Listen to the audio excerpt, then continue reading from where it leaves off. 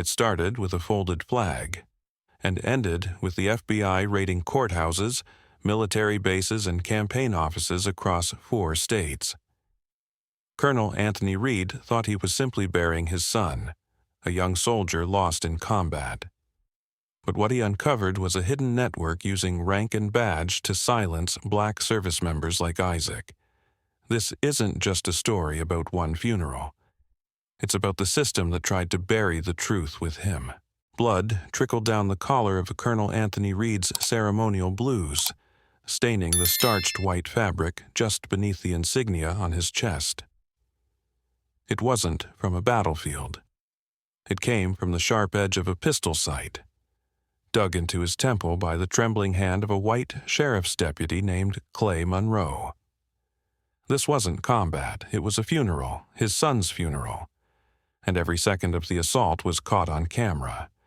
Dozens stood frozen in stunned silence beneath the broad oaks of Charleston National Cemetery. Law enforcement officers in dress uniforms ringed the perimeter. Not one of them moved to intervene. Reed's face, strained with fury and anguish, was framed by the American flag draped over his son's coffin. A father in mourning, a decorated veteran under siege. He whispered only 2 words: "Not today." The funeral was supposed to honor Specialist Isaac Reed, killed in service overseas, but instead of solemn dignity, the ceremony became a grotesque theater of racial hostility, one that would trigger a nationwide reckoning. 3 days earlier, Colonel Reed had arrived in South Carolina carrying more than his son's remains. He brought with him decades of decorated service, a grieving family, and classified evidence Isaac had left behind. Proof that a local brotherhood of law enforcement officials, nicknamed the Charter, had been targeting black military families. What began as a personal loss was about to ignite a systemic war. If you've ever questioned how far institutional racism can reach, and how far a father will go to expose it, this story will stay with you long after the screen fades to black. And if you're ready to confront what happens when silence is no longer an option, keep watching. 3 days before his son's funeral, Colonel Anthony Reed stood alone on the jet bridge at Raleigh-Durham International Airport, watching baggage crews load the final cargo into the belly of the plane. One container bore a black and gold seal, U.S. Army Mortuary Affairs. Inside was a flag-draped casket holding what was left of Specialist Isaac Reed, a 22-year-old paratrooper killed near Kabul. The weight of grief pressed against Anthony's chest like a collapsed lung. But this wasn't his first homecoming with a casket. What made this one different was the sealed envelope in his coat pocket, sent by Isaac just 5 days before his death. "In case anything happens to me," the note read, "you'll know where to look." Anthony adjusted his cover and reached for his orders when a voice behind him cut through the stillness. "Sir, I'm going to need you to come with me." The deputy's nameplate read Monroe, his build stocky, his tone clipped and rehearsed.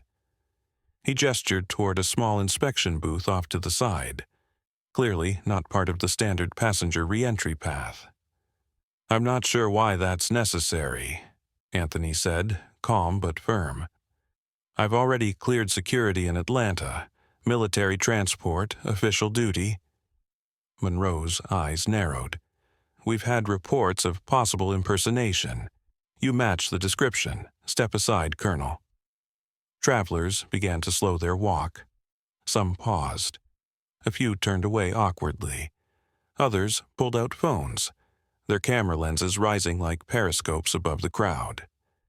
Anthony moved slowly, deliberately, and placed his identification on the table. Military orders, Pentagon clearance, proof of assignment, all ignored. "These documents look suspicious to me," Monroe said, flipping through pages without reading. "Pretty convenient uniform, lot of stolen valor cases lately." He said it loud enough for the crowd to hear. That was the point. The interrogation that followed was not about security, it was about humiliation. Anthony was made to remove his jacket, exposing a row of medals, campaign ribbons, and a silver star. He was forced to explain each deployment, validate each clearance, and account for every document in his satchel. His luggage was opened on the floor. A folded flag fell out and landed at the deputy's feet. He didn't bother picking it up. "Someone like you rising that high in the chain," Monroe muttered, "always gets me curious." Behind the far glass, a black TSA agent briefly locked eyes with Anthony, then quickly looked away. It was the kind of look that says, "I see you, but I can't help you." What should have been a 15-minute check turned into a 2-hour ordeal, and it wasn't random. Monroe had already known who Anthony was. What the colonel didn't know yet was that Deputy Monroe was part of a clandestine local network within law enforcement known only to insiders as the Charter. Modeled after legacy fraternal orders, it operated like an invisible hand across departments in North Carolina and beyond. Their shared mission: protect traditional hierarchies in policing and neutralize threats to that structure. And a high-ranking black officer escorting a national funeral, with media attention and classified documents, was a threat. Anthony was eventually released with no apology, only a stern warning to keep it professional at the funeral. But the message had already been sent. At baggage claim, Anthony's daughter Camille was waiting, eyes filled with tension. A civil rights attorney in her early 30s, she'd come straight from court, still wearing heels and holding a manila folder labeled "Emergency Restraining Order Pending." "What the hell happened up there?" she asked. He didn't answer, not directly. He held up the folded flag, now crumpled at the edges, her face twisted in fury. "You want to file now, or after the funeral?" "Neither," he replied, voice low. "Not yet. This goes deeper. Isaac was right." They rode in silence toward Fayetteville. Anthony's phone buzzed twice on the way, 2 anonymous calls with no voicemail. His military-issued laptop showed evidence of a failed remote login attempt. Inside, Isaac's envelope was a password to a secure drive. What it unlocked wasn't just disturbing, it was coordinated. Documented harassment of black veterans, surveillance reports, deployment overrides, copies of internal communications signed by familiar state officials. Deputy Monroe appeared in more than a dozen photos, meeting in windowless conference rooms, shaking hands with men in unmarked tactical vests, standing shoulder to shoulder at what appeared to be rural firearms training sites. But one name kept appearing across pages: Sheriff Richard Calhoun. A 10-term county lawman, Calhoun had served under 3 governors and once been honored by the state legislature for services to public integrity. On paper, he was untouchable. Off the record, he led the Charter, and Isaac had been gathering the evidence to prove it. The photos, timestamps, and internal chatter revealed a disturbing reality. The Charter's reach extended beyond rural precincts. Judges, military liaisons, prosecutors, and base commanders were looped into the correspondence. They didn't all lead it, but they didn't stop it either. One document, a redacted personnel transfer order, showed Isaac's unit being reassigned to an exposed route through Kandahar, the same route that led to the ambush that killed him. He wasn't supposed to be there, Anthony whispered to himself, his voice cracking for the first time in days.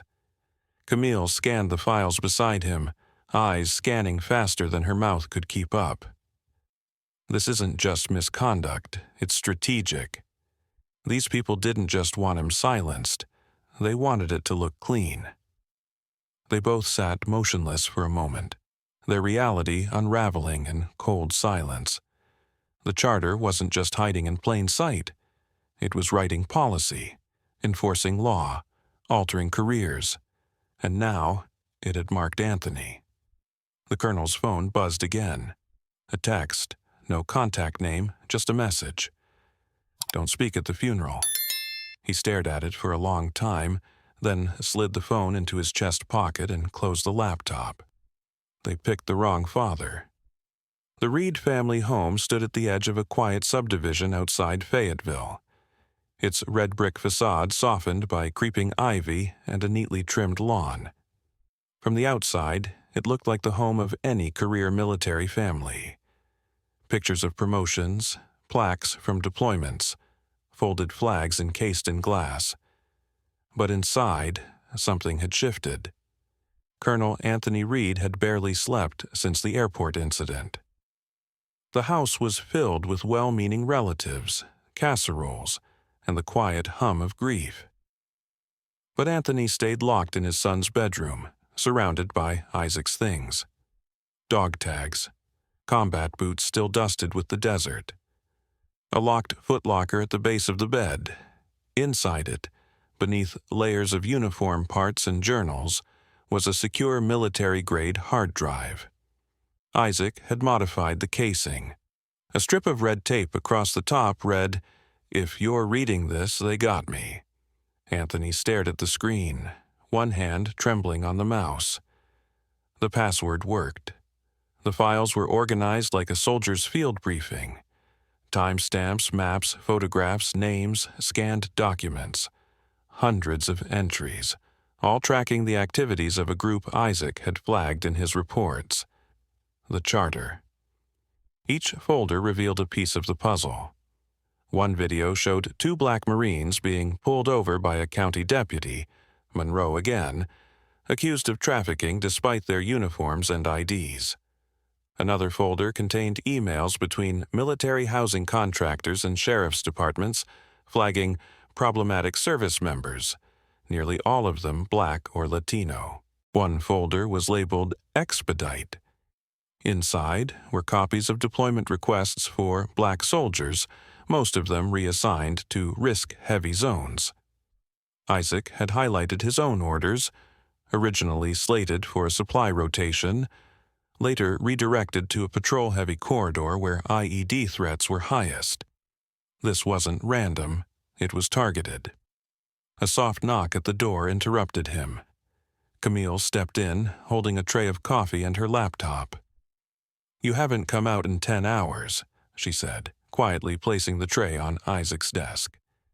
"Mom's worried." "She should be," Anthony replied. "They got him killed." Camille's face hardened as she sat beside her father. She pulled up her own files, civil complaints, buried cases, a stack of notes from other clients. "I've been tracking the charter in the courts for months. You know how many clients of mine have faced these kinds of setups? Veteran clients?" She clicked through names, one after another.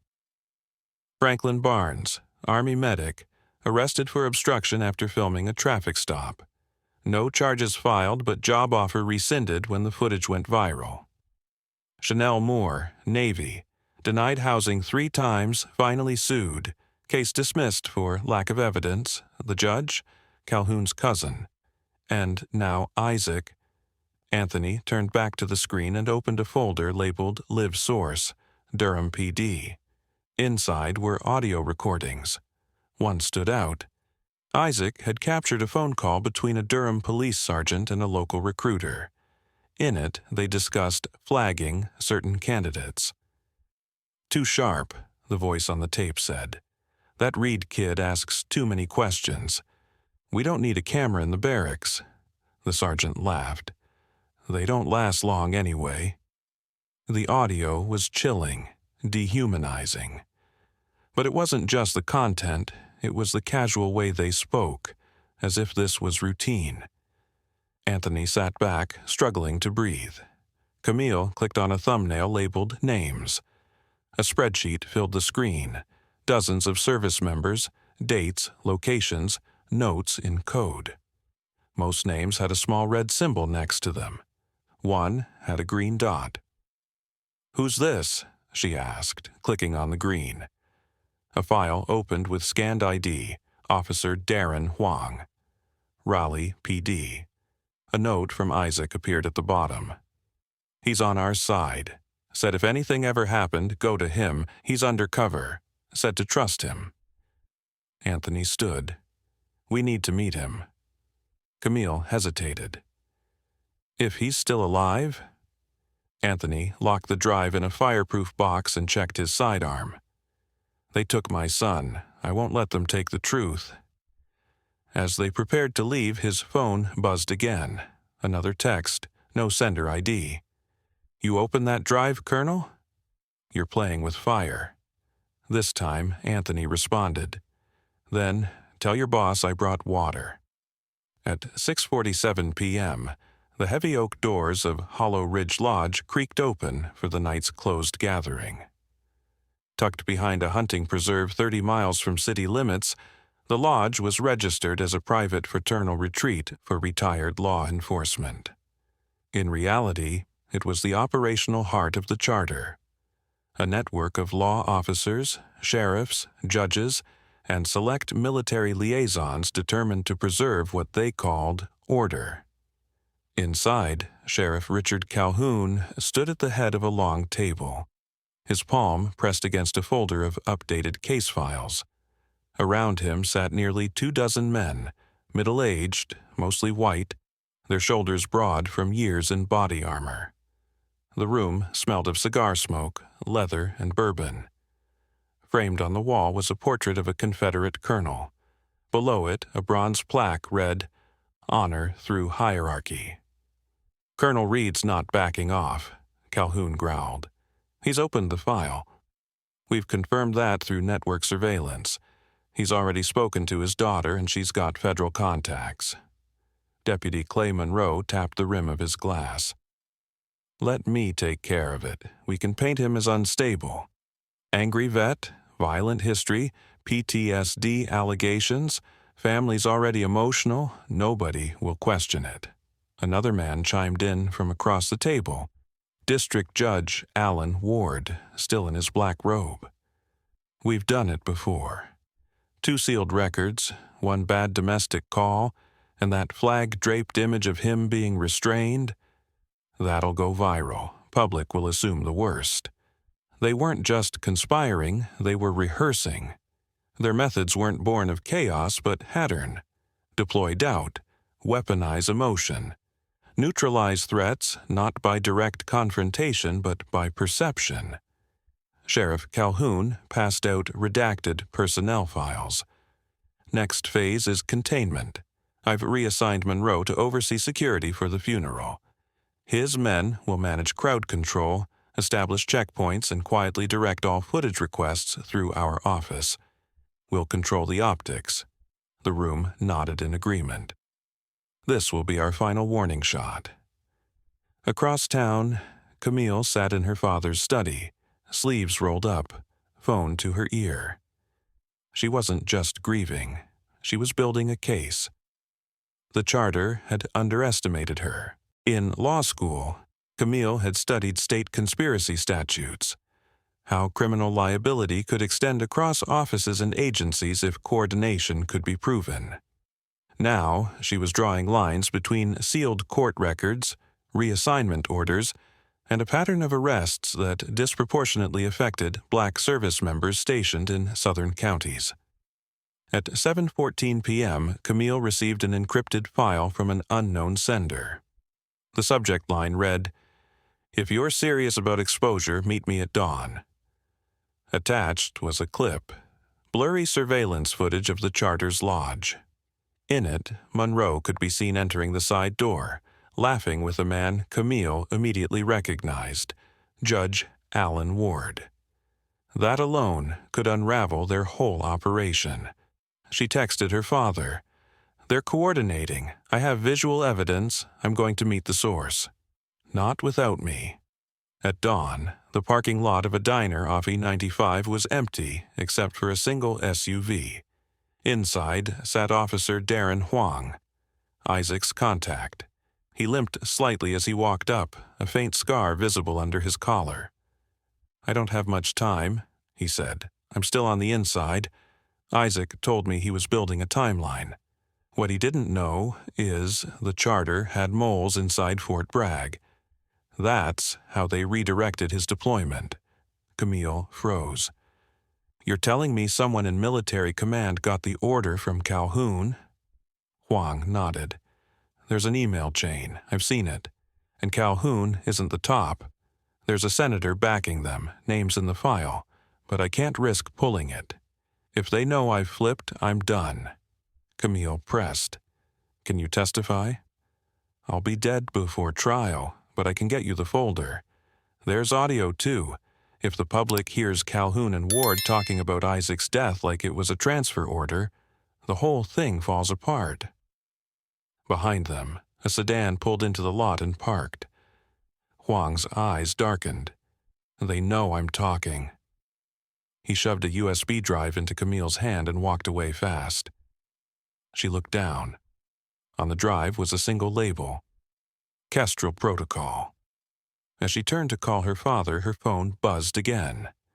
Unknown number. We warned you. The next one won't be a warning. By 6:30 a.m., the dew on the grass at Greenwood Veteran Cemetery had already begun to evaporate under the weight of the Carolina sun. Folded chairs lined a tree-shaded path near the main memorial plaza, and floral arrangements were carefully placed around a casket bearing the name Specialist Isaac Elijah Reed. Across the field, quiet murmurs filled the air, grief hanging low, held back by formality. Colonel Anthony Reed arrived before the guests, dressed in full formal uniform, medals gleaming beneath his polished lapel. But something about the air felt off. He had conducted dozens of military funerals, yet none had ever felt like this. Near the cemetery gate, a line of local sheriff's deputies flanked the entrance, dressed in tactical black rather than dress blues. They weren't coordinating traffic or offering comfort. They were checking IDs, selectively. White mourners were waved through without pause. Black attendees, including uniformed veterans, were pulled aside. Some were told they were not on the list. Others were searched. Anthony's daughter, Camille, was stopped and questioned for almost 10 minutes. You fit a description, one officer said with casual indifference. Camille's voice was calm but sharp. I'm the daughter of the deceased. You're out of uniform and out of line. Behind them, phones were already rolling. A journalist from a local station whispered to her cameraman, "Keep it recording, but act like you're off." The funeral's scheduled start time came and went. Inside the perimeter, deputies herded black mourners into a separate section for overflow capacity, behind temporary fencing and portable speakers. White guests, even late arrivals, were ushered to seats near the front. Camille stared at the divided crowd and whispered to her father, "They're staging a humiliation." In front of the cameras, "This is tactical." Anthony nodded. He had already noticed the placement of uniformed deputies behind trees, their hands resting near holsters, and the presence of drone cameras scanning from above. Something bigger was coming. He could feel it in his bones. Still, he stepped forward when the chaplain gave the nod. The ceremony began with scripted formality, words of service, honor, sacrifice. The honor guard moved with practiced precision. Isaac's unit had flown in from Fort Bragg, most of them unaware of the depth of the investigation surrounding their fallen brother. But they sensed the tension, and it showed in their eyes. When Anthony stood to deliver his eulogy, the silence was thick enough to press against his chest. His voice was even, deliberate. My son was not just a soldier. He was a watcher. He saw what others ignored. He asked questions when others stayed silent. He paused, scanning the crowd, and for that, they tried to bury more than his body. They tried to bury the truth. Gasps rippled through the seated guests. Behind them, deputies stiffened. One began speaking into his shoulder mic. My son died not just on foreign soil. He died because of coordinated actions, within our borders, under the cover of flags and badges. That's when the disruption began. Deputy Monroe pushed through the crowd, followed by 2 officers.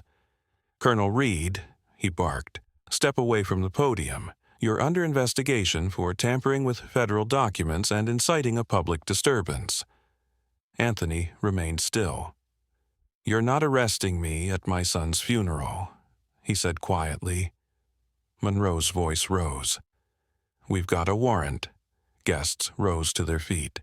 Camille pulled out her phone and began live streaming.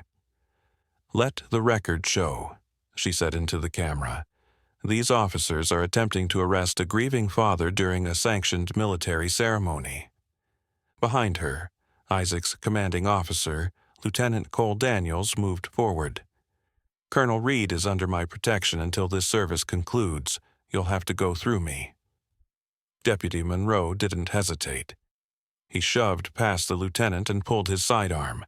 The crowd screamed. Cameras swung toward the scene. Gasps, shouts, the sharp sound of chairs scraping concrete. Children cried. Veterans stepped forward with protective instinct. Anthony stood still. "You want to show this country what they need to see? Go ahead," he said, looking directly at the barrel aimed at his head. "Do it." A single gunshot cracked the air. But it didn't come from Monroe. It came from another deputy, fired into the air, just enough to create chaos. In the confusion, Monroe tackled Anthony, slamming him to the ground. Camille screamed as 2 deputies pinned her back. Uniformed veterans lunged forward, but froze when weapons were drawn. The moment was captured from 27 different angles, by drones, phones, press crews. Even a satellite-linked security camera placed by a federal liaison. Monroe shouted, "Colonel Reed attempted to pull a weapon. He's armed." But his hands were empty. The only thing he had been holding was the corner of the folded flag. It lay in the grass beside him, crumpled and stained with dust. A distant voice shouted over the madness, "Stand down!" All heads turned as Special Agent Nora Bell of the Department of Justice stepped through the chaos, flanked by federal officers with vests marked Civil Rights Division. "This service is now under federal jurisdiction. Detain those deputies immediately and release the colonel." Within minutes, the funeral transformed into a crime scene. Anthony stood slowly, brushing off his uniform. He retrieved the flag, cradled it against his chest, and walked back toward his son's casket. He spoke only once more, facing the cameras now capturing his every word. "You wanted a show. Here it is. But don't forget, we film too, we grieve too, we fight too." Colonel Anthony Reed had served 30 years under fire, but nothing prepared him for the cinder-block walls of Mechlin County Detention Facility. His dress uniform, still smeared with red dirt from the cemetery, had been taken. In its place, thin jailhouse scrubs and cold fluorescent light that never dimmed. The booking officer, a lanky man with a badge that hung too loose on his chest, didn't speak to him until fingerprinting. Even then, the words were slow and pointed. "You people really know how to make a scene." Reed said nothing. His wrists were bruised from the zip ties used during the arrest. He kept his back straight as they took his photo. Within the hour, his image had made national headlines. Decorated black colonel, tackled at son's funeral after alleged threat. Photos of him in cuffs were spliced beside stills of the gun raised to his head, each headline shaped to fit a different angle. Conservative outlets questioned whether he had instigated the altercation. One anchor asked if his mental state had been affected by years of combat. Cable panels debated whether the woke military had become a problem. An anonymous leak surfaced, suggesting Reed had once received counseling for battlefield stress. An internal memo from 15 years earlier, long resolved, was circulated out of context. Social media ignited. Justice for Colonel Reed trended within 2 hours. So did number Protect Our Blue. Inside the jail, Reed remained calm. That calm wasn't passive, it was cultivated. Discipline learned in firefights and hostage standoffs. The kind of discipline that kept you alive in rooms where respect wasn't given, only taken. He knew what was happening. He wasn't just being punished. He was being repositioned, cast from a grieving father to an alleged agitator. If they could rewrite the story fast enough, the truth would drown in the noise. But they underestimated who he raised. Camille was already building her own counterattack. She hadn't gone home. Instead, she and 2 of Isaac's unit members, Sergeant Julia West and Lieutenant Cole Daniels, had driven straight to a federal courthouse. They met with DOJ officials and submitted the video evidence: Monroe's aggression, the drone footage, the live streams, and most importantly, an audio file from Isaac's encrypted drive. It was a recording of Judge Ward speaking with Calhoun days before the funeral. If Reed opens that box, we bury him before he can speak. Back in the jail, the night brought harsher tactics. A guard delivered Anthony's dinner cold. Another accidentally lost his paperwork, delaying his phone access. His holding cell was flooded with overhead light, and the toilet had no seat. The tactics were familiar. Strip comfort, undermine dignity, blur time. At 2:30 a.m., Officer Luis Mercado, a young CO with quiet eyes, entered. "Sir, I have a message from someone you helped years ago." He slipped a burner phone into the bedding. "You've got 5 minutes before the next check." Anthony dialed Camille. "Dad," she answered on the first ring, her voice taut. "I'm okay," he said. "No, you're not. You're being held without cause. They've sealed the arraignment hearing." "Then unseal it," she exhaled. "We're working with Agent Bell. DOJ's Civil Rights Division is preparing charges against Monroe and possibly Ward, but it's worse than we thought. Judge Ward just sealed a new motion, claiming you're a national security risk." Anthony blinked. "They're trying to move me to federal custody." Camille's voice cracked. "They want to bury you in the system." He said nothing for a moment, then, quietly, "Then we take their shovel." That same morning, DOJ officials arrived at the jail. They demanded Anthony's release and access to the evidence. The jail supervisor resisted, citing safety protocols. But outside, a crowd had already gathered. Not just protesters, uniformed veterans, Marines, soldiers, medics, retired and active duty, lined the sidewalk in formation. No shouting, no signs, just presence. CNN picked up the feed. Within an hour, every major outlet had eyes on the facility. The sheriff folded. Anthony was released at 8:42 a.m. He stepped into daylight, escorted by federal agents. Cameras swarmed. A child handed him a folded American flag, one of many made in his son's honor. He saluted once, eyes forward. Camille met him at the curb. "They're scared now," she said. He nodded. "Good. Fear's a useful teacher." But fear works both ways. That evening, smear blogs began targeting Camille, digging into her past cases, alleging bias, even insinuating she was radicalized. Photos from college protests were posted online. Her law firm received threatening calls. Then came the bombshell. Senator Douglas Ransom, a senior politician with a long-standing law and order reputation, appeared on primetime news claiming he had grave concerns about Colonel Reed's loyalty. "This is not how a service member behaves," Ransom said. "This is coordinated political theater, not grief." Anthony watched from the couch, arms crossed. Camille muted the TV. "He's protecting the charter." "No," Anthony corrected. "He's leading it."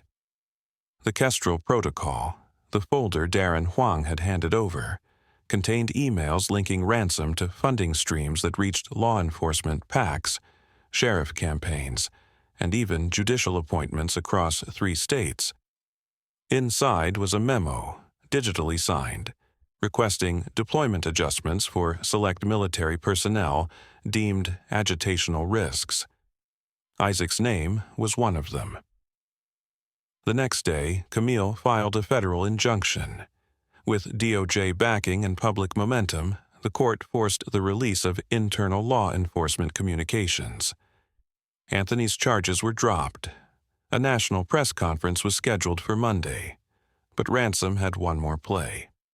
Early Sunday morning, an op-ed appeared in the Herald Tribune, claiming Camille had doctored the drone footage and fabricated the recordings. Within hours, bots flooded social media accusing her of treason, even military psyops. The smear campaign was weaponized with machine precision, but Camille was ready. That night, she released the full, unedited audio. 22 minutes of Calhoun, Ward, and Ransom discussing Isaac's redeployment, Anthony's reputation, and the narrative they needed to craft. It spread like wildfire. Anthony stood on his porch that night watching the news break across networks. For the first time since his son's funeral, he allowed himself to breathe. "They tried to make me a villain," he said.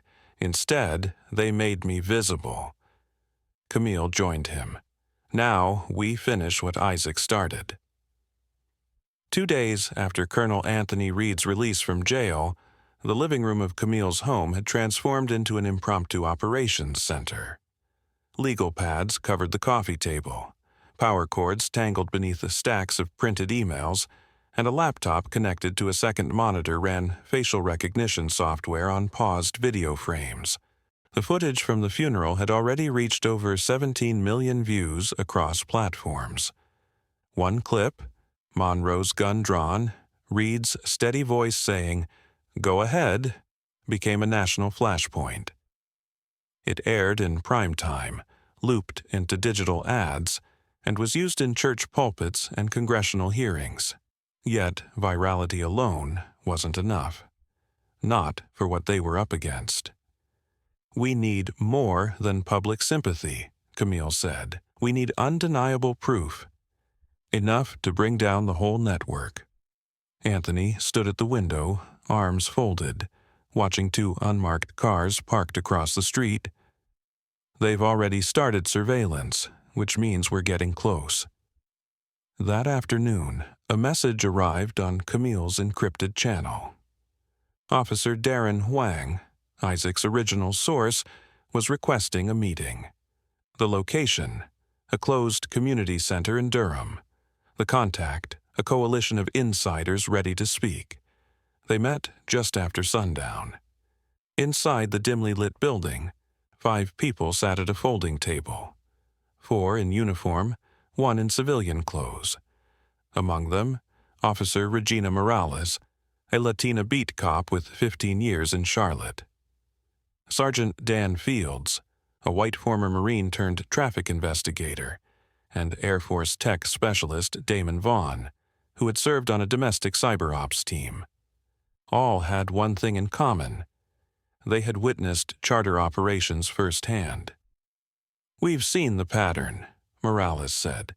"Black service members, particularly ones with medals, advanced degrees, or command potential, they're monitored, flagged."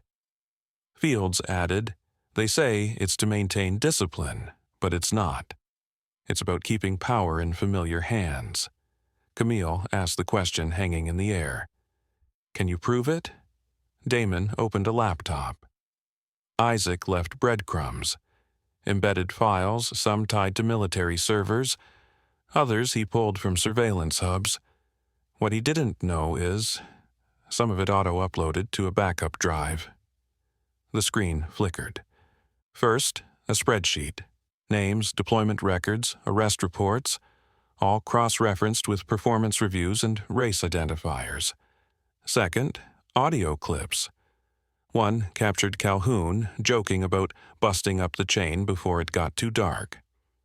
Third, a training video, covertly recorded during a leadership retreat, where officers were coached on how to politely neutralize overambitious types.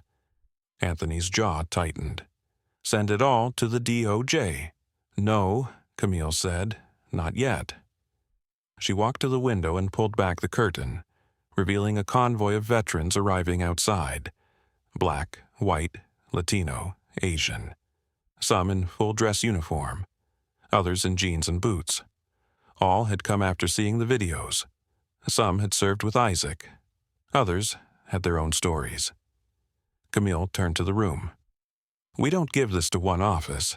We build a firewall. We send it to military oversight, civil rights groups, vetted journalists, and legal watchdogs simultaneously. Sergeant Fields nodded. We call it Operation Reflection. Anthony looked around. How many of us are ready for retaliation? Every hand in the room went up. By morning, the files were uploaded to 47 different secure nodes across the country. Copies went to members of Congress, the Department of Defense, independent prosecutors, and a growing network of grassroots organizations tracking law enforcement bias against veterans.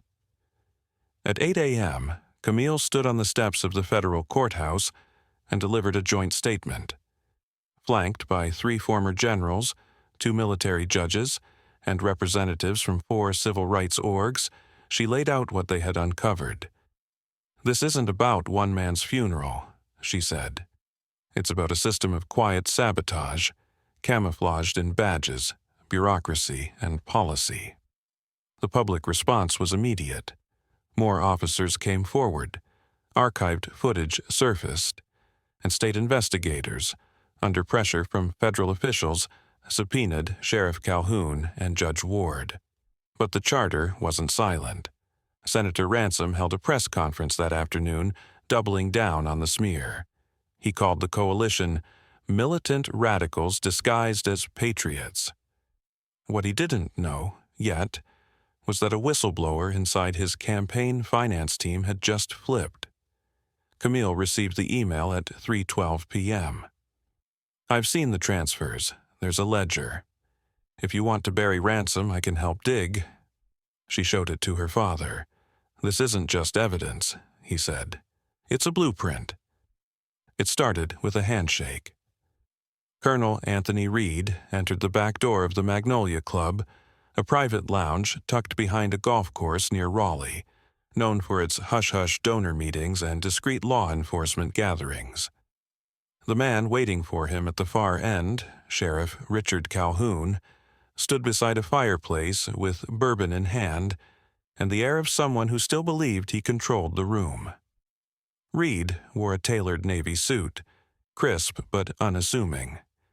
No rank insignia, no military medals, just a lapel pin shaped like a folded flag. He was wired. Across the street, parked in a surveillance van, Agent Nora Bell and 2 federal audio technicians monitored the signal in real time. Camille sat beside them, her hands clenched into fists. The operation had been months in the making. They called it Operation Exposure. Calhoun poured Reed a drink without asking. Hard to believe we're in this mess, he said, offering the glass. We used to just handle things the old-fashioned way. You remember? Quiet, clean. Reed didn't drink. He held the glass without sipping. You're saying this got out of hand? I'm saying, Calhoun said with a chuckle, your boy pushed too far, started poking around places he didn't belong. Deployment logs, payroll access. You think a young soldier finds stuff like that on accident? He took a seat, stretched his legs. We gave you room, Colonel, even after the funeral stunt. But now your girl, she's digging through campaign finance, she's got whistleblowers, and you showing up on CNN like a martyr. Reed stayed quiet. It made Calhoun talk more. That ain't grief, Calhoun went on. That's political ambition. You and your daughter, you want your pound of flesh. But I promise you, what we're sitting on, bigger than a few crooked cops." He leaned forward, dropping his voice. "You think Senator Ransom's just going to let you rewrite the narrative? We built this thing. From the base up, judges, school boards, sheriffs, deployment coordinators. We don't lose elections, we decide them." In the van, Agent Bell muttered, "We got him." Calhoun smirked. "Isaac, that wasn't a hit, that was a correction." He got out of formation, and you know how it works in the military. Those who break rank get replaced. Reed finally spoke. "You're talking about the system, but all I see is fear dressed up in a badge." Calhoun stood, glass in hand. "We're the brakes on a country spinning out of control. You see threat, we see tradition." Outside, Camille gave the signal. 3 minutes later, the front doors burst open. DOJ agents swept in with warrant in hand. Calhoun looked stunned, for the first time in years. Reed stepped back as agents took over the room. "You recorded me?" Calhoun hissed, eyes narrowed. Reed held up the folded flag pin. Inside it, a micro-recorder blinked red. "You buried my son. Now I bury your empire." By morning, the footage, audio, transcript, time-stamped video, was on every major network. The quote spread fast. Isaac wasn't a hit, he was a correction. Within hours, the Department of Justice announced formal indictments against Calhoun, Judge Ward, Deputy Monroe, and 3 military officials implicated in deployment tampering.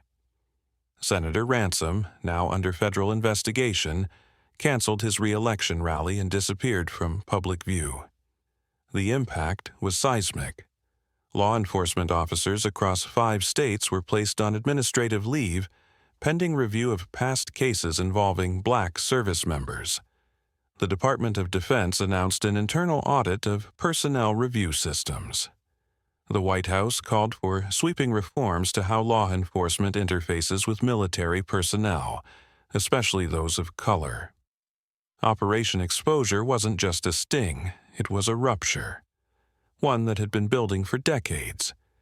And the man who made it possible had walked into the lion's den carrying only a flag and the weight of his son's memory. At 4:42 a.m., in cities across North Carolina and Virginia, the quiet was shattered by a synchronized federal operation that spanned 17 counties, 3 military bases, and 9 private residences. Helicopters hovered over courthouse rooftops. Tactical agents in unmarked vehicles moved with precision, guided by sealed warrants issued at midnight. It was the culmination of Operation Exposure. The targets weren't street-level criminals.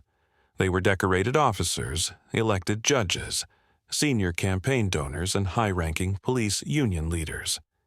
The ones who had built the charter from whispers and signatures. Men and women who, for decades, had hidden behind bureaucracy and badge. Sheriff Richard Calhoun's home was first. Agents breached the gate just before dawn. He opened the door in gym shorts and a college football hoodie, still smirking, until he saw Agent Nora Bell and the federal indictment in her hand. "You're being charged under Title 18, she said. "Conspiracy against rights, civil rights violations, tampering with federal deployment orders, obstruction of justice. You can call your lawyer from the van." Within the hour, news cameras captured Calhoun in cuffs. The image went viral before breakfast. Meanwhile, agents stormed the office of Judge Alan Ward. A cache of sealed files was found hidden in a storage unit he had leased under a false name. Inside, classified deployment communications, transcripts of surveillance on Isaac Reed, and financial records linking him directly to Senator Ransom's Political Action Committee. Lieutenant Governor Trey Odell, long believed to be a silent ally, was detained in Winston-Salem for his role in fast-tracking judicial appointments tied to the charter's agenda. By noon, the Department of Justice released a formal statement. This operation has revealed a deliberate effort to undermine equal protection under the law, an institutional conspiracy that targeted black service members and manipulated local, state, and federal processes to preserve discriminatory power structures.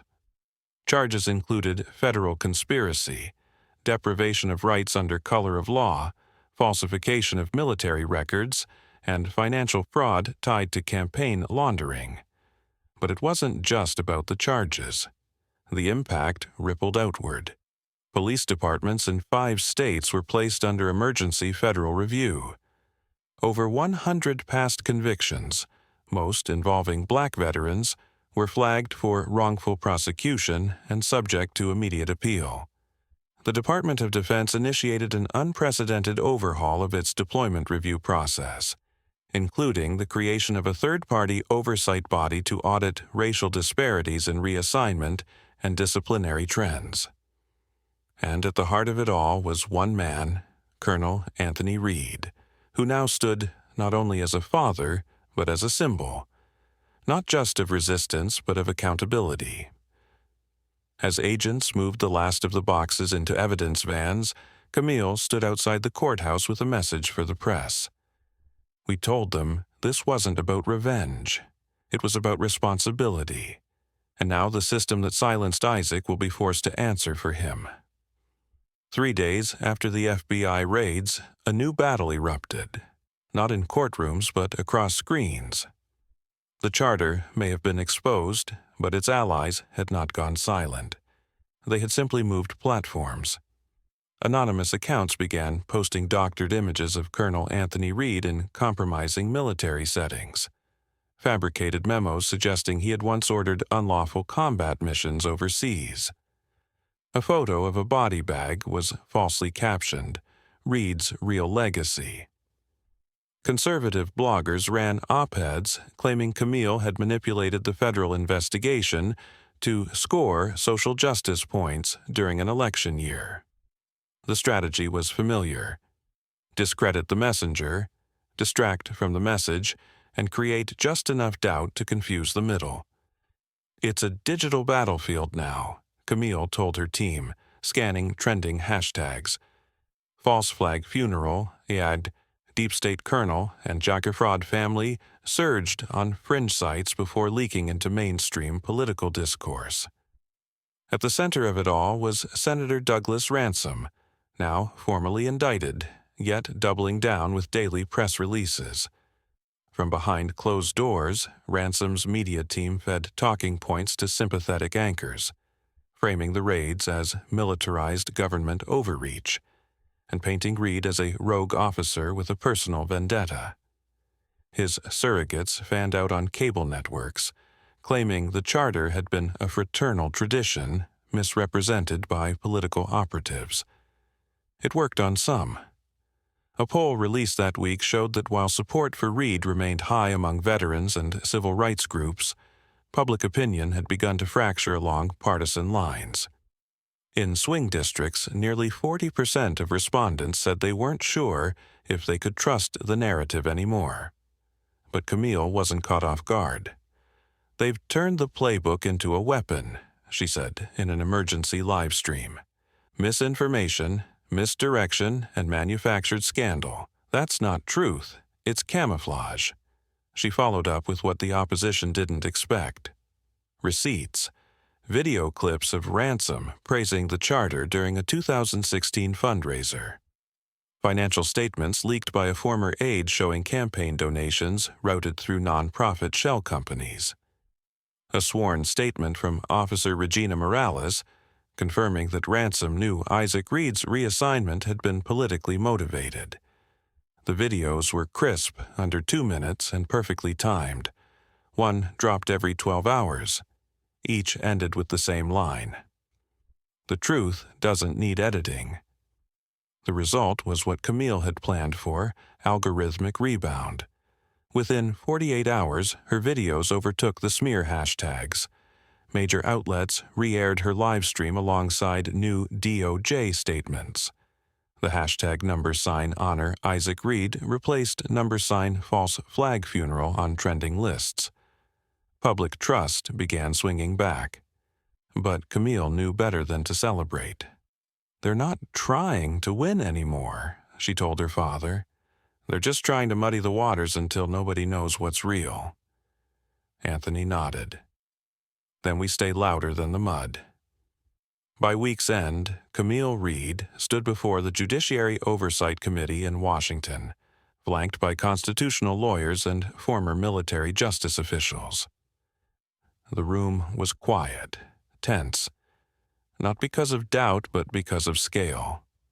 For the first time, the country was reckoning not just with a scandal, but with a system designed to bury people like Isaac Reed quietly and permanently. She didn't start with emotion. She started with facts. In the past decade, Black service members have faced non-judicial punishment at rates 45% higher than their white counterparts, Camille said clearly. Those disparities extend to promotions, assignments, and, as you now know, retaliatory deployments. She laid out the timeline. Isaac's reassignment. The judge who sealed the funeral charges. The officers reassigned for intimidation. The hacked deployment logs. The connections to state funding. The digital footprint behind the charter. Every name, every date, every document. Screens around the chamber lit up with evidence. Then she paused. "My father didn't ask for this fight. Neither did I, but we're in it, not for revenge, for restoration." Across the country, her testimony was broadcast live. It aired on military bases, in classrooms, at barbershops and city halls, on phones gripped by people who had seen their own stories erased. Anthony watched from a conference room in Charlotte, surrounded by veterans who had come to testify next. Many of them were Black, but not all. Some wore dress uniforms, others wore protest shirts. One wore a Medal of Honor. In Richmond, a group of retired generals issued a joint statement calling for a full audit of racial bias across military deployment and disciplinary systems. In Austin, state lawmakers introduced the Reed Reform Act, mandating independent civilian oversight boards for military-to-law enforcement crossover cases. But the true shift wasn't just in government buildings, it was in tone. Cable hosts who once questioned Camille's credibility now called her a generational voice for accountability. Veterans who had stayed silent began posting their own experiences using the hashtag Isaac was right. Whistleblowers inside unrelated departments reached out to federal investigators, offering files. The momentum became self-sustaining. In less than a week, Camille's team raised over $3 million for the Isaac Reed Justice Fund, which would support military families navigating discrimination, legal retaliation, or whistleblower threats. Major tech platforms added fact-checking banners to misinformation, targeting the Reed family, citing verified DOJ data. Anthony turned to Camille as the committee called its next witness. "You started something they can't stop." She shook her head. "Number Isaac did. We just stopped ignoring it." It ended not with a press conference but with the clink of handcuffs.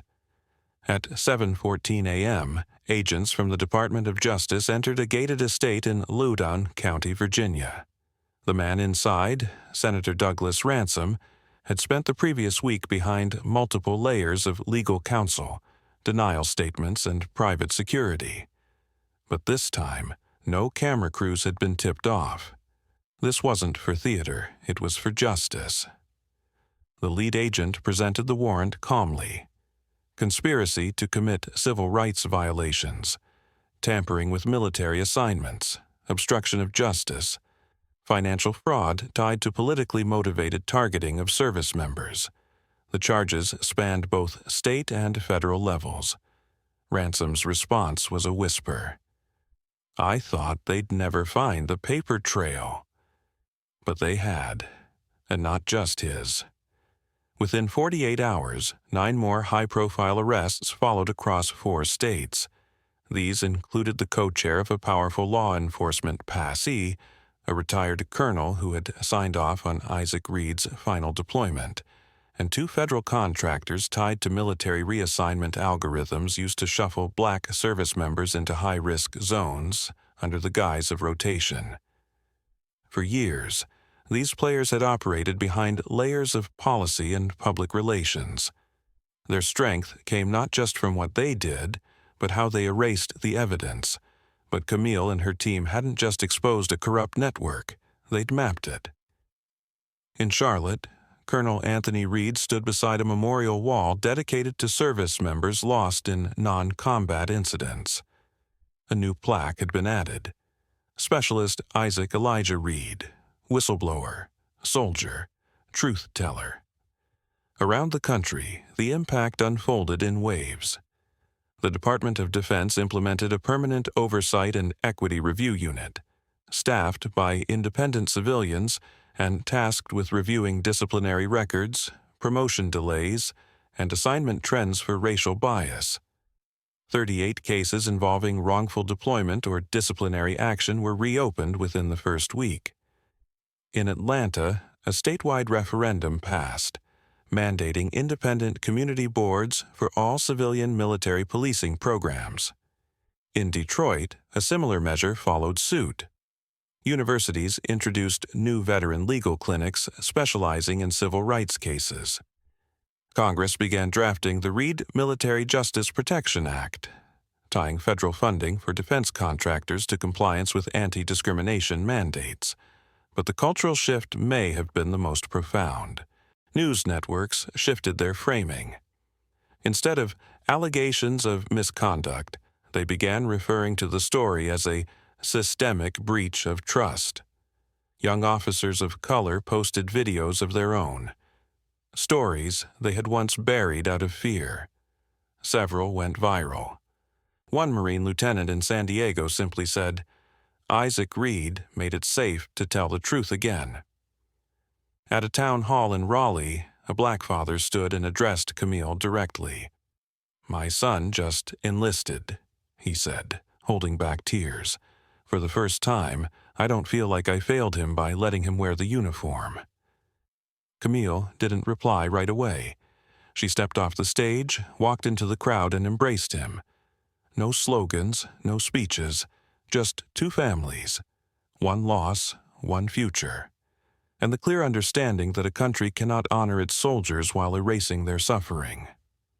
6 months after the final arrests, Colonel Anthony Reed stood on the Capitol steps as President Marisol Grant signed the Reed Military Justice Protection Act into law.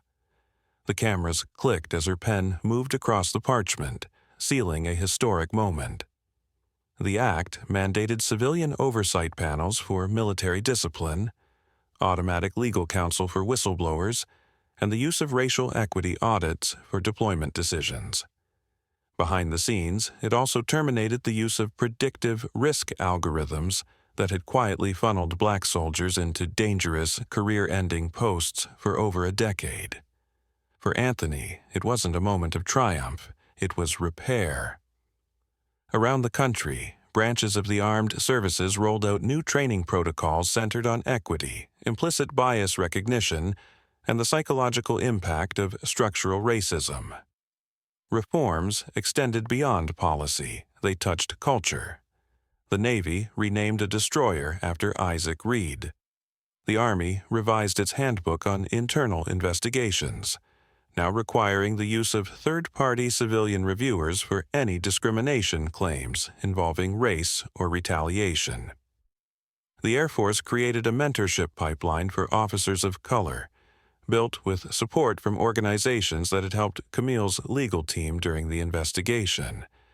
Yet the most powerful change came not from institutions but from people.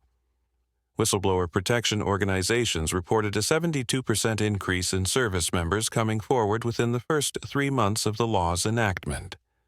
Most of them referenced Isaac's story. His name had become more than a headline.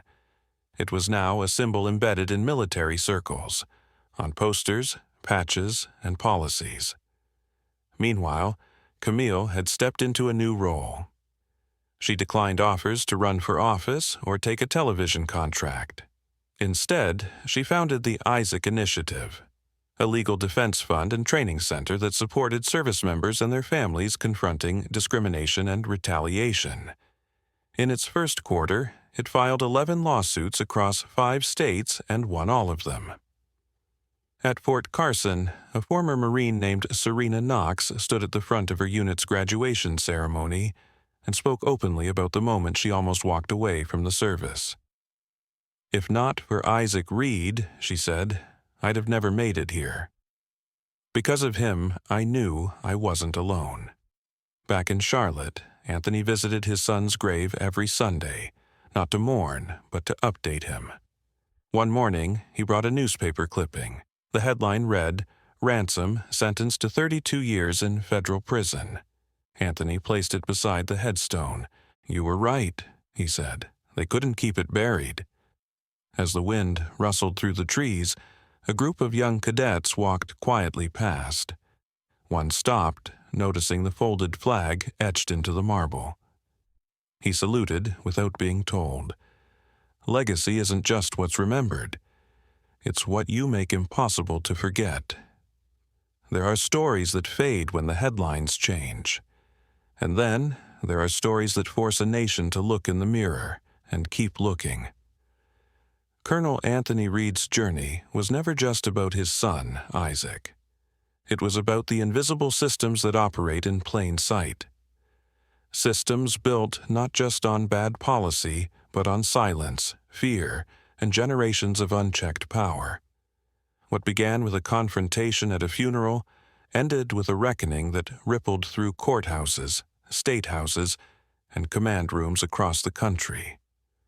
But none of it would have happened if Anthony had walked away, if Camille had stayed quiet, if witnesses had chosen comfort over courage. This story proves something simple but often forgotten. Change doesn't start with institutions, it starts with people. One voice refusing to be silenced. One truth that can't be edited. One name they couldn't bury. Isaac. Across every branch of the military, across cities and neighborhoods, across social media and legislative halls, that name now stands for something larger than any one moment. It stands for every service member who came home to suspicion instead of gratitude. Every whistleblower who was punished for protecting the Constitution. Every black soldier who fought for a country that didn't always fight back for them. This isn't just a tribute. It's a blueprint. Because the next Isaac could be out there right now, walking into a recruiter's office, raising their right hand, believing in a country that promises justice but doesn't always deliver. It's up to us to make sure the system they walk into is better than the one Isaac left behind. So ask yourself, when silence feels safer than truth, which will you choose? When injustice wears a uniform or holds a gavel, will you look away or stand up? And when the world finally listens, what will you say? Because legacies aren't written by those who stayed comfortable. They're forged by those who refused to be erased.